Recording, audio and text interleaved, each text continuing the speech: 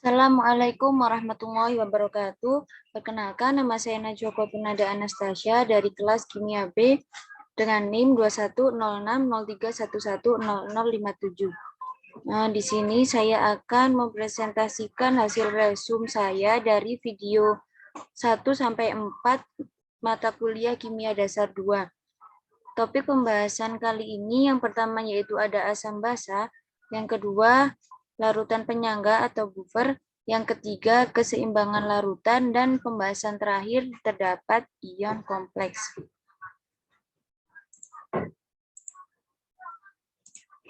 Nah, yang pertama yang akan kita bahas yaitu asam dan basa.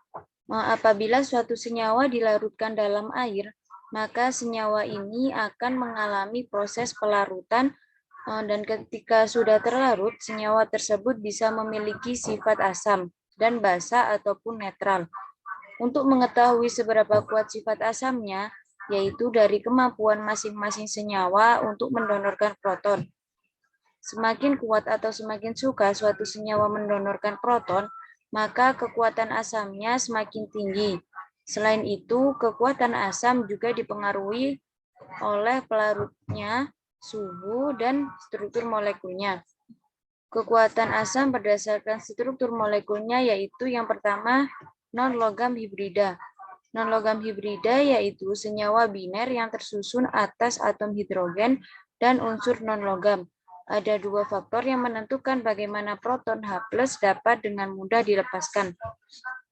Yang pertama yaitu terdapat elektronegativitas dari E. E adalah atom non-logam lain yang menjadi sentral atau pusat. Yang kedua, terdapat kekuatan pasangan ikatan EH.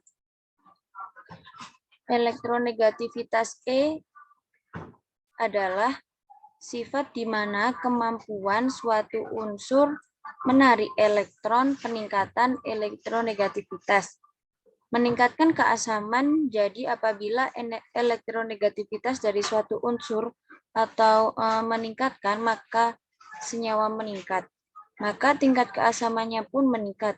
Hal pada larutan berair dari grup golongan 3A sampai 5A tidak dapat memiliki sifat asam, tetapi peningkatan kekuatan asam terlihat pada grup 6A sampai golongan 7A dalam satu periode M menjadi elektronegatif. Nah, di sini terdapat tabel keelektronegatifan unsur. Hal tersebut bisa dilihat pada tabel tersebut. Keelektronegatifan unsur pada tabel periodik dari kiri ke kanan maka akan semakin meningkat. Sedangkan dari atas ke bawah maka akan semakin menurun. Oleh karena itu, ikatan karena M menjadi lebih elektronegatif. Maka ikatan E dan H menjadi polar. Selanjutnya yaitu kekuatan ikatan EH. Persamaannya yaitu semakin ke bawah, ikatannya akan semakin panjang dan menjadi lebih lemah, sehingga H+ akan lebih mudah dilepaskan.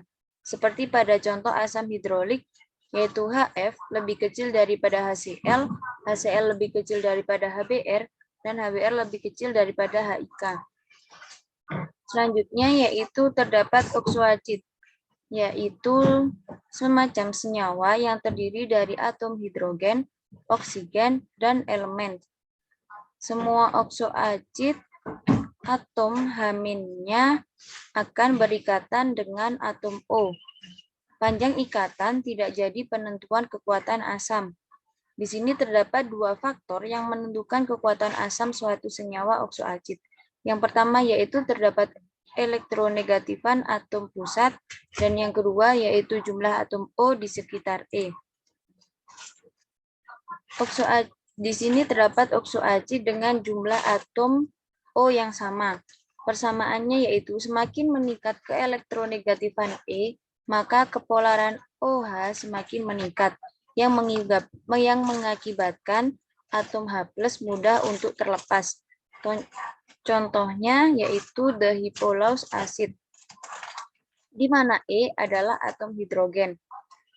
Kemudian ada oksoacid dengan jumlah atom O yang berbeda. memiliki persamaan, semakin banyak atom O, maka pergeseran kerapatan elektron semakin besar dan ion H+ lebih mudah untuk dilepaskan. Contohnya yaitu HOCl lebih kecil daripada HOClO, lebih kecil daripada HOClO2, lebih kecil daripada HOClO3. Nah, di sini HOCl memiliki 2,9 dikali 10 pangkat min 8 Ka. Sedangkan HOClO memiliki 1,12 kali 10 pangkat min 2 Ka. Nah, untuk HOClO2 memiliki 1 Ka. Dan untuk HOClO3 memiliki 10 pangkat 7 Ka. Selanjutnya, terdapat hydrat ion metals. Konsep dan definisi dari hydrat ion metals yaitu beberapa logam tertentu yang dapat terdehidrasi dan bersifat asam, karena ion logam dapat mentransferkan ion H+ ke dalam air.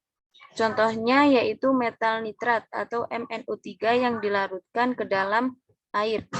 Jika ion logam Mn+ kecil dan bermuatan tinggi, kerapatan muatan tinggi yang menarik kerapatan elektron yang cukup dari ikatan OH molekul air yang terikat sehingga H+ lebih mudah untuk dilepaskan.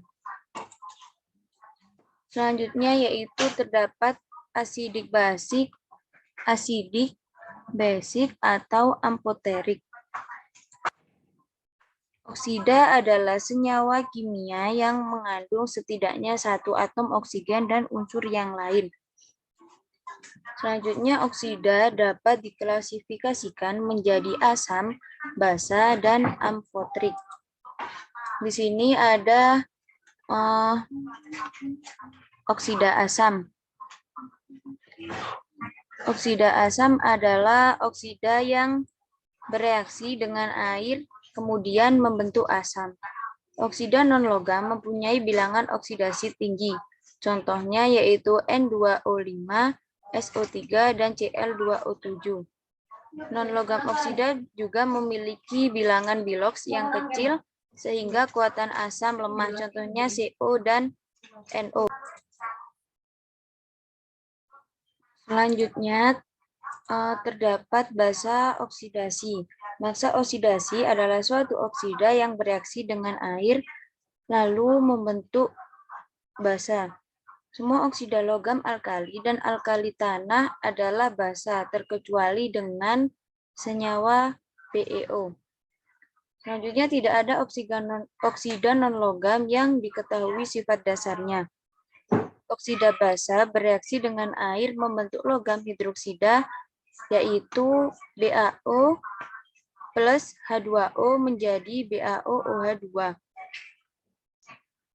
Selanjutnya yaitu terdapat amfoter oksidasi.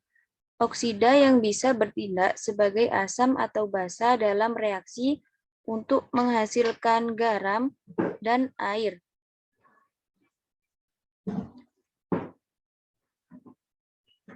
Kemudian berilium oksida dan beberapa oksida logam di golongan 3A dan 4A adalah amfoter.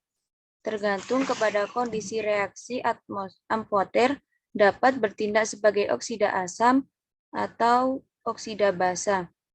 Reaksi antara asam oksida dan basa ataupun reaksi antara basa oksida dan asam, keduanya menyerupai reaksi asam dan basa normal karena produknya yaitu atau reaksinya menghasilkan air dan garam. Kemudian terdapat sifat asam dan basa dari larutan garam. Pengertian dari garam sendiri adalah senyawa ionik yang terbentuk dari reaksi asam dan basa. Contohnya ketika HCl ditambahkan dengan NaOH yang menjadi NaCl plus H2O. HCl yang merupakan asam kuat dan NaOH yang merupakan basa kuat menghasilkan NaCl. NaCl itu adalah garam dan menghasilkan H2O yang berarti air. Karena garam mengandung 2 ion, maka pH-nya dapat dipengaruhi kation atau anion atau bahkan keduanya. Nah, larutan dalam garam dapat bersifat netral asam ataupun basa, tergantung pada sifat asam basa dari kation dan anion penyusunnya. Kemudian di sini terdapat klasifikasi sifat asam dan basa berdasarkan jenis larutan garam. Yang pertama yaitu larutan netral yang terbentuk dari asam dan basa kuat. Ion yang dihasilkan tidak bereaksi dengan air.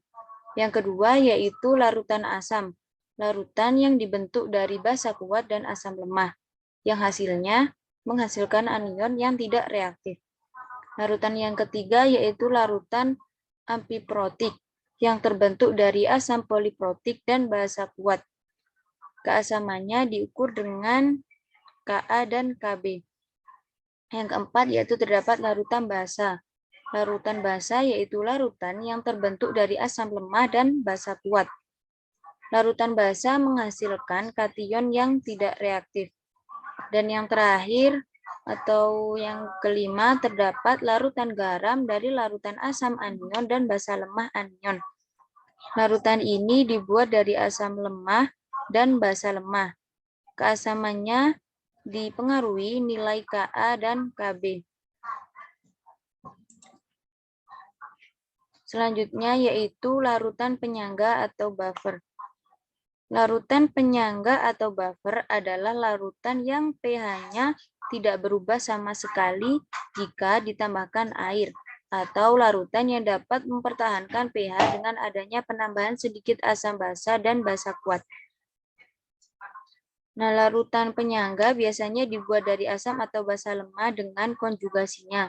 Larutan penyangga ada dua, yaitu satu, larutan penyangga asam. Larutan penyangga asam dibuat dari asam lemah dan basa konjugasinya. Sedangkan larutan penyangga basa yaitu larutan penyangga yang dibuat dari basa lemah dan asam konjugasi. Beberapa contoh asam dan basa lemah serta konjugasinya yang digunakan untuk membuat larutan penyangga adalah asam asetat dengan rumus kimia CH2COOH dan natrium asetat dengan rumus kimia CH3COOH.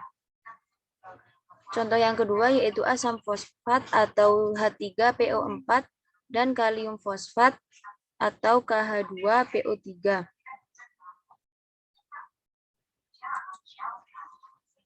Selanjutnya di sini terdapat rumus-rumus larutan penyangga.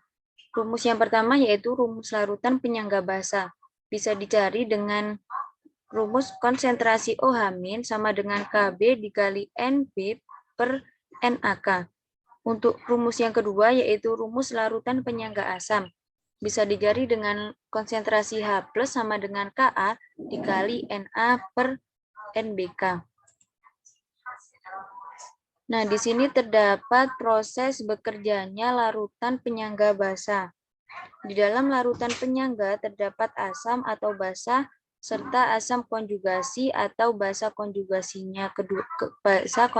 keduanya. Basa konjugasi keduanya akan membentuk kesetimbangan ion di dalam air. Kesetimbangan ion itulah yang nantinya membuat larutan penyangga bisa bertahan pada rentang pH tertentu saat ditambahkan sedikit asam atau basa. Contohnya, jika di dalam tabung atau di dalam gelas dicampurkan asam lemah CH3COOH dan basa konjugasinya CH3COO- ditambahkan sedikit asam, maka ion H+ akan bereaksi dengan ion negatif dari basa konjugasi CH3COO-. Hasilnya yaitu CH3COO- turun dan CH3COOH naik karena ion H+ sudah hilang. Akibatnya, penambahan asam tersebut tidak akan mengubah pH larutan serta akan terjadi signifikan.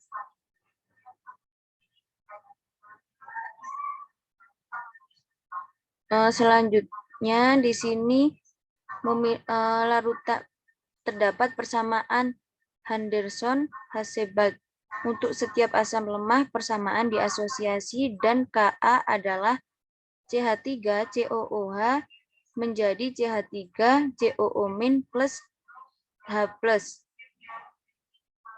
Untuk K-nya sama dengan konsentrasi CH3COOH- dikali konsentrasi H+, per konsentrasi CH3COOH+. Untuk konsentrasi H+-nya sama dengan K sama dengan konsentrasi CH3COOH per konsentrasi CH2COO-. Dan ditemukan rumusnya konsentrasi H+ sama dengan K sama dengan konsentrasi asam lemah per konsentrasi basa konjugasinya. Sama dengan min log konsentrasi H sama dengan min log K, min log kali konsentrasi asam lemah dikali konsentrasi asam lemah dibagi konsentrasi basa konjugasi. Yang ditemukan rumus pH sama dengan PK dikali min log dikali konsentrasi asam lemah dibagi basa konjugasi. Nah, untuk yang NH3 plus H2O menjadi NH4 plus OH-, Kb-nya sama dengan konsentrasi NH4 plus dikali konsentrasi OH- per konsentrasi NH2. Nah, untuk konsentrasi OH- sama dengan Kb dikali konsentrasi NH3 dibagi konsentrasi NH4 plus. Nah, ditemukan rumus konsentrasi OH- sama dengan Kb dikali konsentrasi basa lemah dibagi konsentrasi konjugasi. Nah, selanjutnya min log konsentrasi OH- sama dengan min log dikali Kb dikali min log dikali konsentrasi basa lemah dibagi konsentrasi asam konjugasi. Nah, ditemukan rumus POH sama dengan PKB min log dikali konsentrasi basa lemah dan kemudian dibagi dengan konsentrasi asam konjugasi. Nah, selanjutnya terdapat buffer capacity.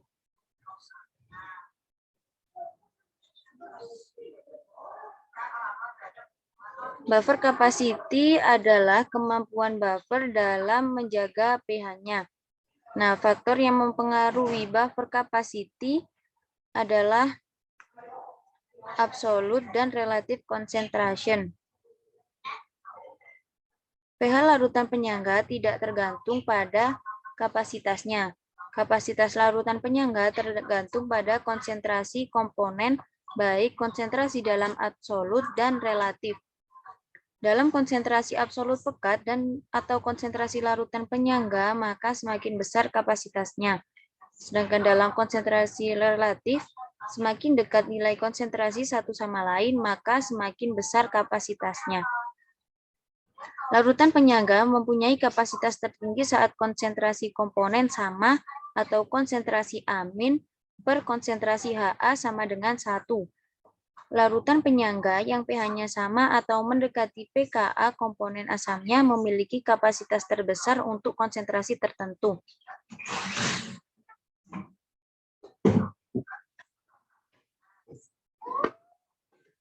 Nah, di sini terdapat absolut konsentrat. Memiliki persamaan semakin tinggi konsentrasi buffer, maka kemampuan buffer akan semakin tinggi. Contohnya, di sini terdapat dua contoh buffer. Buffer pertama yaitu memiliki 1,0 M, yaitu CH3COOH plus 1,0 CH3COO- yang memiliki pH 4,74. Sedangkan buffer kedua yaitu memiliki 0,1 M CH3COOH plus 0,1 CH3COO- dan memiliki pH sama dengan 4,74. Nah, kenapa buffer 1 memiliki kapasitas yang lebih tinggi? Nah, buffer 1 lebih tinggi kapasitasnya karena buffer tersebut lebih banyak konsentrasinya. Kemudian terdapat relatif konsentrat. Relatif konsentrat dipengaruhi rasio perubahan asam dan basa maka semakin sama konsentrasi asam dan basa, maka kapasitasnya semakin besar. Di sini terdapat dua contoh buffer juga. Buffer 1 memiliki 1,0 molaritas konsentrasi Ha ditambah 1,0 molaritas konsentrasi amin ditambahkan dengan 0,010 mol OH-, kemudian ditambah juga dengan 1,00 liter buffer, maka persen perubahannya sama dengan 2%. Kemudian buffer kedua yaitu 0,250 M konsentrasi Ha ditambah dengan 1,750 M konsentrasi amin dan ditambahkan dengan 0,01 mol OH- dan juga ditambahkan dengan 1,00 liter buffer, maka ditemukan persen perubahannya yaitu 4,7%. Nah, di sini terdapat buffer range atau rentang larutan penyangga. Rentang larutan penyangga adalah rentang pH di mana larutan penyangga efektif. Ini juga terkait dengan konsentrasi larutan penyangga. Maka semakin jauh rasio konsentrasi dari suatu, maka semakin tidak efektif larutan penyangga atau semakin rendah pula kapasitas buffer. Rentang buffer mempunyai korelasi dengan komponen dan konsentrasi buffer. Apabila rasio asam dan basa itu jauh dari nilai 1, maka buffer tersebut kurang efektif sehingga kapasitas buffer menjadi lebih rendah. Buffer mempunyai kemampuan efektif pada plus minus 1. Jika molekul biru hijau adalah konsentrasi H dan molekul hijau adalah konsentrasi amin, dan ini mengabarkan rasio konsentrasi amin per konsentrasi Ha, maka larutan penyangga mana yang pH-nya lebih tinggi, itu yang ditanyakan adalah larutan pH yang lebih tinggi. Maka jawabannya adalah yang mempunyai pH paling tinggi adalah sampel keempat karena rasio konsentrasi A per konsentrasi Ha paling tinggi, yakni 4:2, sama dengan 2. Selanjutnya yaitu terdapat kesetimbangan kelarutan. Kebanyakan zat terlarut memiliki kelarutan yang terbatas dalam pelarut tertentu, termasuk senyawa ion. Ketika suatu senyawa dilarutkan dalam air, biasanya senyawa tersebut masuk ke larutan sebagai ion.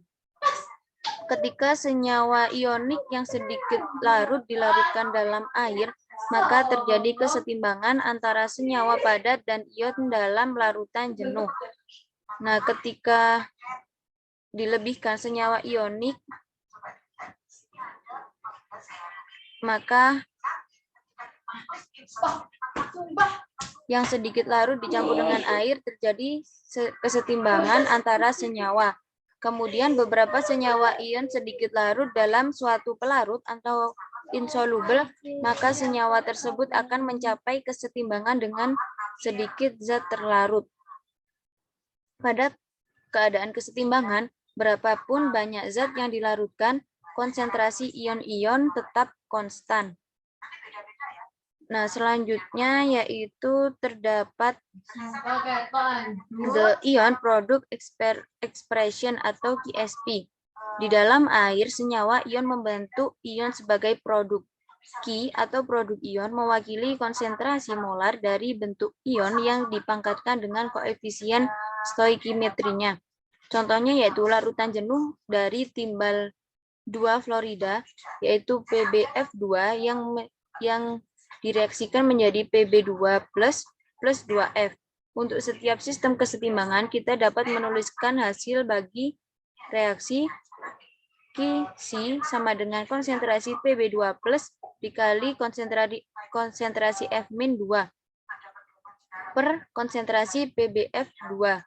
Untuk QC dikali konsentrasi PbF2 sama dengan konsentrasi Pb2 plus dikali konsentrasi F-2. Nah, QSP-nya sama dengan konsentrasi Pb2 dikali konsentrasi F-2. Singkatnya, kita dapat menulis ion produk dengan konsentrasi Pb2 plus dikali konsentrasi F-2 sama dengan QSP.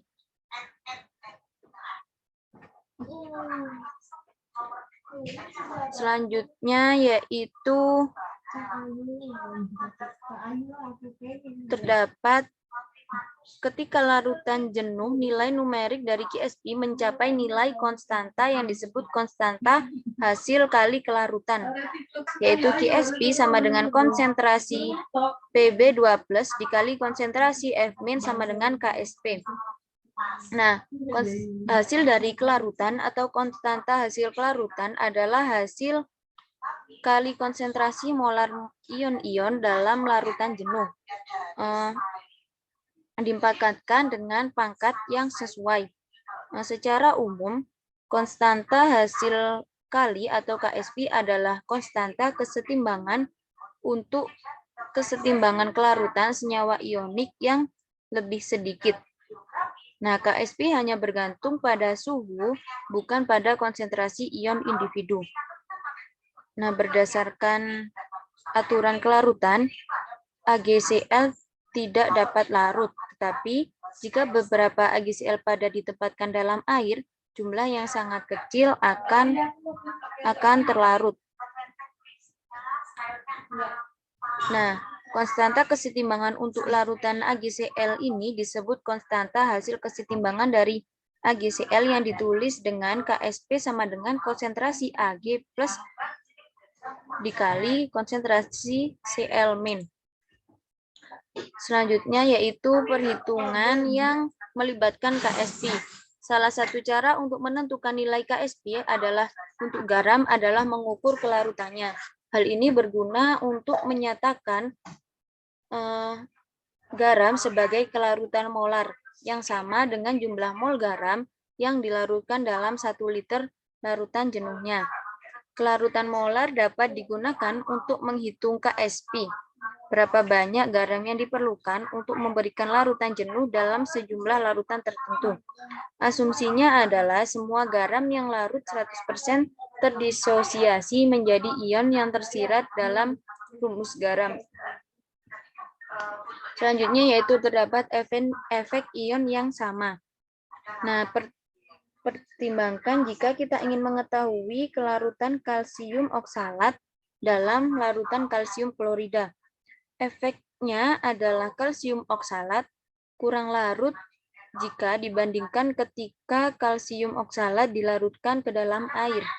Nah, di sini terdapat prinsip dari La Chatelier, yaitu penambahan ion sejenis maka akan menurunkan kelarutan senyawa ionik yang sedikit larut. Misalkan, kelarutan kalsium oksalat CaC2O2 kalsium oksalat CaC2O dalam larutan kalsium klorida CaCl2, efeknya adalah kalsium oksalat kurang larut dibandingkan dengan kalsium oksalat larut dalam air murni. Kesetimbangan dicapai pada saat penambahan Ca2+, penurunan kelarutan kalsium oksalat dalam larutan kalsium klorida adalah contoh dari efek ion umum. Nah, sedangkan kristal kalsium oksalat dilarutkan dalam sejumlah air murni untuk menghasilkan kesetimbangan. Selanjutnya yaitu memprediksi formasi endapan. Untuk melarutkan padatan ion di dalam air, beberapa dari kondisi ini mungkin terjadi. Yang pertama yaitu larutan tidak jenuh, yang kedua larutan jenuh, yang ketiga larutan yang sangat jenuh. Kita bisa membandingkan nilai KSP dan QSP untuk garam untuk memprediksikan apakah akan terbentuk endapan ataupun tidak. Endapan akan terbentuk jika Q lebih besar dari KSP dan endapan yang terbentuk akan sangat jenuh dan larutannya tidak akan terbentuk endapan yaitu ketika Q sama dengan KSP dan ketika Q lebih kecil daripada KSP. Selanjutnya yaitu untuk kesetimbangan ion. Ion sederhana terdiri dari satu atau beberapa ikatan atom, sedangkan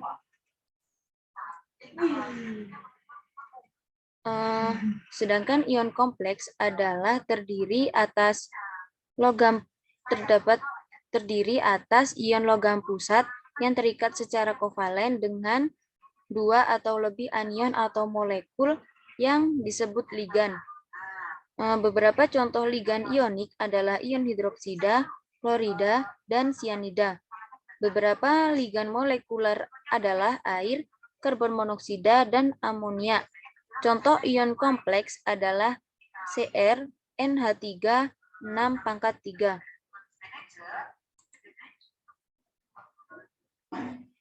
Kemudian di sini terdapat pembentukan ion kompleks. Di sini semua ion kompleks mengikuti teori Lewis. Ion logam bertindak sebagai asam Lewis atau menerima pasangan elektron, dan ligan sendiri bertindak sebagai basa Lewis atau menyumbang pasangan elektron. Nah, di sini terdapat contoh Ag plus 2NH3 yang dimana Ag sebagai asam dan 2NH3 sebagai basa, yang mendapatkan produk atau hasil reaksinya adalah AgNH3 2. Nah, di sini terdapat contoh juga MH2O 4⁻2 plus 4NH3 yang menjadikan produk MnH3 4⁻2 plus 4H2O. Nah, ketika garam seperti MnO32 dilarutkan di dalam air, maka ion kompleks akan terbentuk dengan air sebagai ligan di sekitar ion logam. Seperti contoh reaksi MnO32 direaksikan menjadi M2+ plus 2NO3-. Nah, didapatkan hasil MnO32 plus 4H2O menjadi MH2O 4⁻2 plus 2NO3-. Dalam pembentukan MnH3 42+, untuk setiap langkahnya jauh lebih besar dari 1 karena amonia adalah basa Lewis yang lebih kuat daripada air. Nah, oleh karena itu, jika kita menambahkan kelebihan amonia ke dalam larutan MH2O 4⁻2+, hampir semua ion M2+ akan menjadi MnH3 4⁻2+. Pada kasus ini, jika kita memperlakukan hidrasi kation dengan larutan dari ligan lain, maka ikatan molekul akan terganti. Selanjutnya yaitu pembentukan ion kompleks. Masih pada pembentukan ion kompleks, yaitu logam transisi memiliki kecenderungan khusus untuk membentuk ion kompleks. Misalkan larutan kobalt 2 klorida atau COCl2 berwarna merah muda karena adanya ion COH2O 6⁻2+. Ketika HCl ditambahkan, larutan menjadi biru akibat pembentukan ion kompleks COCl2 2-. Nah, di sini terdapat persamaan kesetimbangan yang memiliki rumus Kc sama dengan konsentrasi MnH3 4⁻2+ dikalikan konsentrasi H2O pangkat 4 dibagi konsentrasi MH2O 4⁻2+ dikali NH3 plus 4 dikalikan konsentrasi NH3 pangkat 4. Kc bisa disamakan dengan persamaan kesetimbangan konstanta yang disebut formasi konstan Kf. Kf memiliki rumus Kf sama dengan Kc per konsentrasi H2 pangkat 4 sama dengan konsentrasi MnH3 4⁻2+ per konsentrasi MH2O 4⁻2+ dikali konsentrasi NH3 pangkat 4. Nah, nilai Kf sendiri menyatakan bahwa tingginya kestabilan ion kompleks dalam larutan dan menjelaskan rendahnya konsentrasi ion amonium. Nah, semua ion kompleks adalah adukasi Lewis. Nah, kembali yang tadi. Nah, sekian dari saya. Mohon maaf apabila ada salah kata atau ada pemaparan dari saya yang kurang bisa dipahami. Sekian dari saya. Wassalamualaikum warahmatullahi wabarakatuh.